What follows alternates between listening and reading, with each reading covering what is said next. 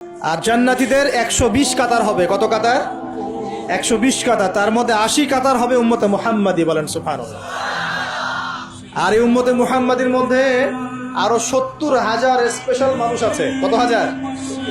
যারা বিনা হিসেবে বিনা আযাবে ডাইরেক্ট জান্নাতে যাবে ইনশাআল্লাহ। বলে দিব তারা কারা? 70,000।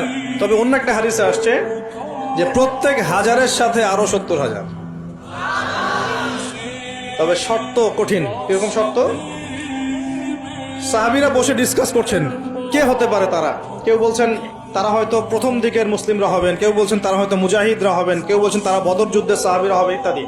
তখন নবী সাল্লাল্লাহু আলাইহি ওয়াসাল্লাম আবার চলে আসলেন, ব্যাক করলেন। ব্যাক করে বলছেন তোমরা কি এই বিষয়ে কি বিষয়ে কথা বলছিলে? তখন সাহাবীরা বললেন আমরা তো ডিসকাস করছিলাম যে কারা হতে পারে সেই 70,000। নবীজি বললেন শোনো, ওই 70,000 মানুষ, এক নাম্বার, ওই 70,000 মানুষ পাখি উড়িয়ে ভাগ্য গণনা করে না। প্রথম কাজটা কি? মানে তারা ইসলাম এত কঠিন ভাবে পালন করে যে পাখি উড়িয়ে ভাগ্য গণনা বা হাত দেখা, রাশিফল, এরকম শিরিকের ধার কাছেও নাই। তার শিরিকের ধার কাছেও নাই। দুই নাম্বার, তারা আগুনের শেকা বা উল্কি দিয়ে, এই ট্যাটু আছে না, ট্যাটু উল্কি আঁকে আগুন দিয়ে, এই ধরনের ট্যাটু উল্কি তারা আঁকে না শরীরের মতো। এইসব কুলক্ষণে সুলক্ষণে তারা বিশ্বাস করে না।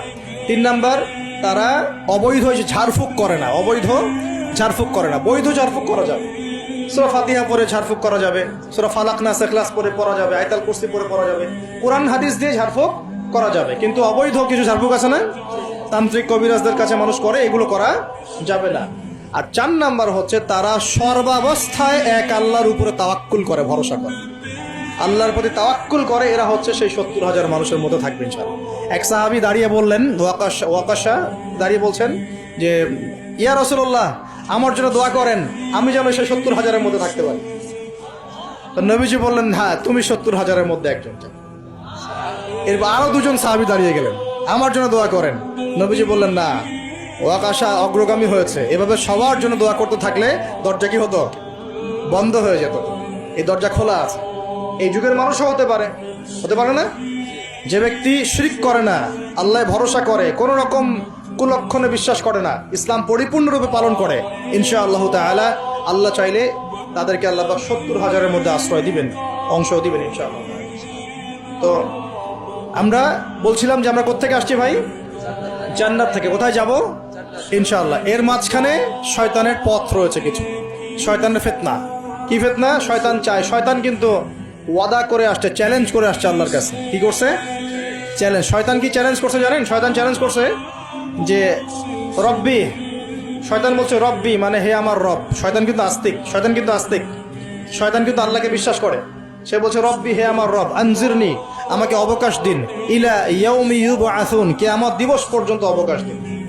আল্লাহ বলছেন ফাইন্নাকা মিনাল মুনজারিন, যাও, তোমাকে অবকাশ দেওয়া হলো। কিয়ামত পর্যন্ত সময় আল্লাহর কাছে এমন বড় কিছু নয়, খুব সামান্য।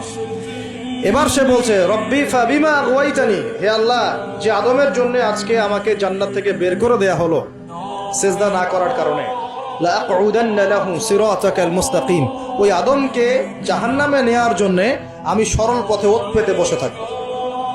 বসে থাকে না শয়তান? সুম্মা লাআতিয়ান্না মিন বাইনি আইদিহিম, খুব ভালো করে জায়গাটা বোঝেন প্রিয় ভাই। শয়তান চ্যালেঞ্জ করে বলছে সুম্মা, এর পরে আমি আসব আদম সন্তানের সামন থেকে। কোত্থেকে? এই সামন থেকে মানে অর্থ হচ্ছে দুনিয়া, মানে আপনাকে দুনিয়ার সমস্ত ফিতনা এসে প্রলুব্ধ করে রাখবে। কারণ দুনিয়া চোখের সামনে দেখা যায় না, দেখা যায় দুনিয়ার অভাবের ধোকা দিবে, বেকারত্বের ধোকা দিবে, হতাশা, এইটা সেইটা, স্বামী স্ত্রীর ফিতনা, পরিবারের ফিতনা, সামাজিক ফিতনা, আপনাকে দুনিয়ার এই ফিতনা এসে ব্যস্ত রাখবে, রাখে না? এটা হচ্ছে সামন থেকে আসা। ওয়ামিন খালফিহিম, পিছন থেকে আসবো। পিছন থেকে মানে আপনাকে পরকাল সম্পর্কে হতাশ করে দিবে, এবং পরকাল সম্পর্কে আপনাকে কুধারণা সৃষ্টি করবে, এবং পরকাল সম্পর্কে আপনার মধ্যে একটা গাফিলতি সৃষ্টি করে দিবে যে পরকাল না, পরে দেখা যাবে। হ্যাঁ, পিছনে কি আছে? পরকাল না? পিছনটা পরকাল। তো পরকাল আসবে যখন, তখন দেখা যাবে। হ্যাঁ, বৃদ্ধ হলে তখন তওবা করে নিব, এখনো কি তাড়াহুড়ার কি আছে, পরে দেখা যাবে শেষ বয়সে। এরকম করে আপনাকে ভুলিয়ে ভালিয়ে রাখবে পিছন থেকে। আবার হতাশ করে দিবে, আমার পরকালে আমার জান্নাত হবে না, আমি তো এত আমল করতে পারি নাই, হ্যাঁ, আমার কি হবে, আমার আত্মহত্যা ছাড়া কোনো পথ নাই, এভাবে হতাশ করে ফেলবে আপনাকে পিছন থেকে। সুম্মা লায়াতিয়ান্না মিন বাইনি আইদিহিম ওয়া মিন খালফিহিম, সামন থেকে আসবো, পিছন থেকে আসবো, ওয়া আন আইমানিহিম, ডান দিক থেকে আসবো। ডান দিক মানে কি? এটার ব্যাখ্যাও চমৎকার। ডান দিক মানে কি? আমরা বলি না ডান পক্ষ খুব ভালো মনে করি না? ডান পক্ষ ভালো, ডান দিকটা ভালো, শুভ মনে করি তো। ডান দিক হচ্ছে আপনাকে নেক্সট সুরতে সে ধোকায় ফেলবে। ডান দিক মানে কি? নেক্সট সুরতে ধোকায় ফেলবে। মনে করেন ডান দিক মানে ভালো, মানে আপনি নামাজ পড়ছেন কিন্তু নামাজের মধ্যে শিরক ঢুকাই দিবে। মানুষ দেখতেছে ভালো করে নামাজ পড়ে, নামাজ যাকাত দিচ্ছেন, দান সৎকা করছেন, মনের মধ্যে রিয়া ঢুকাই দেবে। ভালো কাজই তো করছে, ঠিক আছে? মানে হ্যাঁ, এটাও ঠিক। ওই যে হালাল প্রেমের দিকে উদ্বুদ্ধ করার চেষ্টা করে। নেক্সট সুরতে ধোকা, নেক্সট সুরতে। হ্যাঁ, নেক্সট মানে আলেম হয়েছে মানুষ, সবাই একদম বড় বক্তা আলেম সব বলছে, মনের মধ্যে অহংকার, নেক্সট সুরতে ধোকা, ঠিক আছে? বা মনে হচ্ছে যে এক ভাইয়ের গীবত তহমত সমালোচনা করাকে সে দিনের পথে সংগ্রাম মনে করছে, নেক্সট সুরতে ধোকা। হ্যাঁ, এক ভাইয়ের সমালোচনা করা, গীবত করা, তার চরিত্র উদ্ধার করে ফেলা, এটাকে সে মনে করছে যে দিনের জন্যই করছে, ঠিক আছে? নেক্সট সুরতে ধোকা, মানে নেক্সট সুরতে, ডান দিক থেকে মানে কি? নেক্সট সুরতে আপনাকে ধোকায় ফেলে দিই, ফেলছে না? ফেলছে। কিন্তু এটা কিন্তু ডেঞ্জারাস। এটা কাদের জন্য? এটা আবেদ মানুষদের জন্যই, যারা আল্লাহকে মানে, রাসূলকে মানে, চেষ্টা করে দিনের পথে চলার জন্য, এদেরকে সে ডান দিক থেকে আসবে আর কি। মানে আমাদের ক্ষেত্রে আল্লাহ পাক হেফাজত করুন বলি আমি। আর চতুর্থটা হলো ওয়ান শামাইলিহিম, ওদের বাম দিক থেকে আসবে। এটা কেমন? এটা হচ্ছে ফাসেক জালেম শ্রেণীর মানুষ যারা, তাদের সামনে মদ, জুয়া, জেনা সবকিছু উন্মুক্ত করে দিবে, এগুলোর পিছনে ছোট এখন। তো এইভাবে চতুর্দিক থেকে শয়তান আসবে এবং বলবে, আল্লাহকে বলেছে ওয়ালা তাজিদু আকসারাহুম শাকিরিন, আল্লাহ আপনি বেশিরভাগ আদম সন্তানকেই শুকরগুজার পাবেন না। এটা কি বাস্তব না? এখন বেশিরভাগ মুসলিম নামাজ পড়ে না? পড়ে না? বেশিরভাগ মুসলিম যাকাত দেয় কি দেয় না? রমজান মাস আসছে দেখবেন বেশিরভাগই অনেকেই রোজা রাখবে না, আছে না? রমজান মাসে মানুষ বেপরদায় চলছে না? রোজা রেখেও মানুষ মাপে কম দিবে না? নামাজ পড়েও সুদ খাচ্ছে না? মানে বেশিরভাগ মানুষ কিন্তু সত্যি সত্যি আল্লাহর পথে নাই। এই পৃথিবীতে বেশিরভাগ মানুষ বলছে আল্লাহর সন্তান আছে, নাউজুবিল্লাহ। খ্রিস্টানরা বলছে না আল্লাহর সন্তান আছে?